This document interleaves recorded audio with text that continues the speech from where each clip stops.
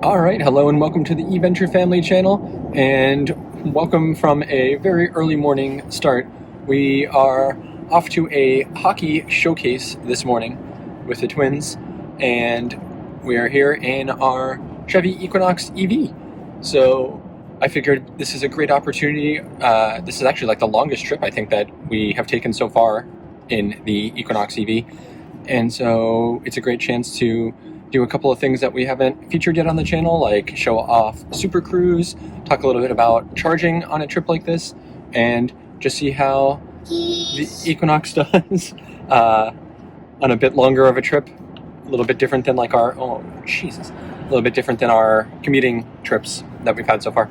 So come along with me and let's drive through some of the worst places to drive in the country, basically all the way south down the spine of New Jersey into South Jersey, right outside of Philly. So come along and let's drive.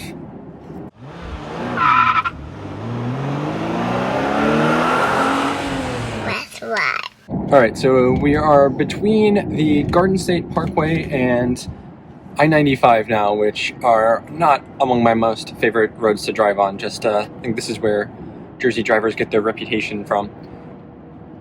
And I am definitely very vigilant here, but also going to be relying a bit more on SuperCruise as we drive through here.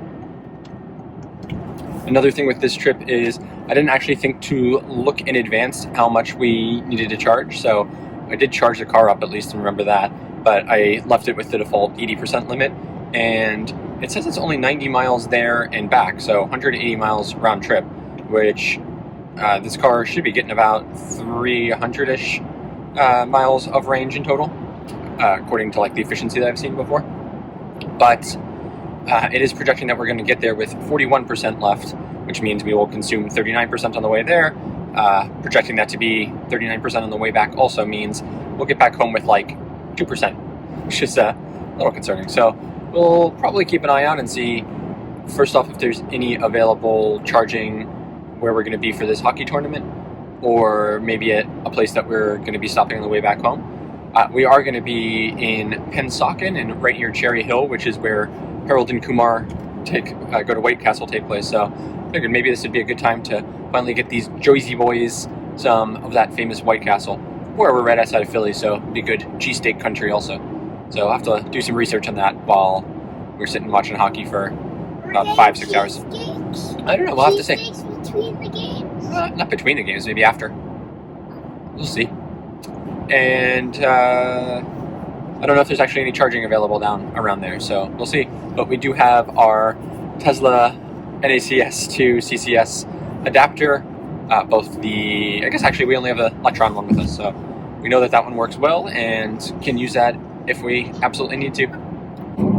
Alright, so we are using SuperCruise here, which is GM and Chevy's hands-free driving assistance system, and so far I quite like it. So first off, it does only work on pre-mapped roads and highways, so you can't use it everywhere like you can a system like Tesla's autopilot or full self-driving, but I have found it's available on pretty much every highway, and like not just interstate highway, but even, you know, kind of county and state highways too.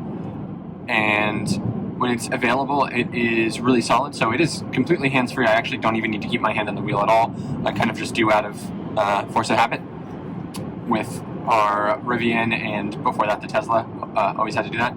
But you don't even need that because it's got eye tracking here and it works through glasses, which is really solid. I don't know. That's how you get rid of that. Okay, that's so much fun. So you also don't have to use SuperCruise. You have other adaptive like radar-based cruise control in here too, but I like SuperCruise just for a long kind of boring drive like this. We're going 55 miles here on I-95, and it does a really solid job. So you can see it's not having a hard time here with like the different lane markings in this construction zone, and it seems to also know that there's a white line that it shouldn't pass here because it has the capability to do automatic lane changes, and it's pretty, I wouldn't say aggressive, but like it is very willing to do that when there is an opportunity to pass somebody. So I'm expecting that's probably going to do that. Your hand on there. Mm-hmm. Yeah. I'm expecting it's probably going to do a pass like that as soon as we go back to dotted lines here. Let's see. Oh, there's a car next to us right now, but I bet as soon as that passes, just because we're set at a higher speed, I'm going to guess it's going to go. All right, 3, 2, 1. What do we think? No, maybe not. All right. But another thing I like about this is this does not lock the wheel like into position here. I mean, it does a great job keeping it centered in the lane, but you still have like a little bit of ability to kind of nudge it over in the lane if you need to, because there's, you know, an obstacle, or like if you're passing a truck or a car is kind of coming in your lane. And in Tesla and Rivian, that is not really the case. You're like fully locked in with where it wants to be, and the second you nudge the wheel at all, it takes off the driver assistance, whereas here it kind of stays with you. Now, even if I want to, I can also initiate a lane change here, so it'll do... Oh, it wouldn't do it in a construction zone. Interesting. Maybe that's why it's not doing it. All right, well, we'll show that in a minute. But another thing I can do is actually like make the change myself without turning off SuperCruise, and it will automatically go back on as soon as I get back in the lane. All right, let's see. Will it do it by itself now? Might not be going fast. Nudge up a little bit so that it wants to go faster. Still no. Okay, so you can see I can initiate that myself. It checks to make sure it's clear, and then it'll do it for you. Alright, now one thing I've noticed that this does is it does move over to pass, and it'll move back out of like the far left lane when there's 3 lanes like this, but once it puts you in the middle lane like this, it really never wants to take you back into the right lane. So you can see we moved over before automatically to pass a car. I guess now, I mean, there was plenty of space that we could have gotten back over, but now we're going past this car, and I am going to bet that it will not put us back in the right lane. Yeah. So, not really a problem. If we really wanted to, we could just initiate an auto lane change with the turnstock, although now we're in a construction zone, so. Alright, we made our obligatory Southern Jersey stop at War. We've even got Philly mascots here, so you know we're here.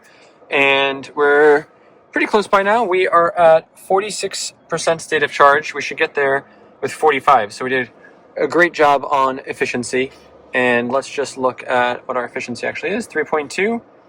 Not so bad. I don't like how when you park, though, it stops the trip one. So to keep like driving if you actually want to see that one. We'll take a look at that on the way back home if I remember. And it even looks like we have Tesla SuperChargers going in over there. Looks like the V4 cabinet ones.